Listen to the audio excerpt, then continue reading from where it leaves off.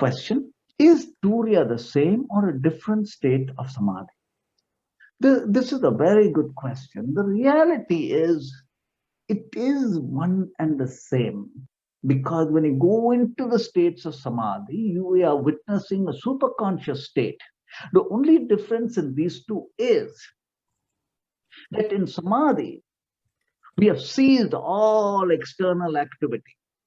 In Turiya, we are in the external world. Like at this point, here I am allowing the flow of that wisdom in the external world. But if I close my eyes, I would go deep into my inner world of Samadhi, where I am the wheel within the wheels.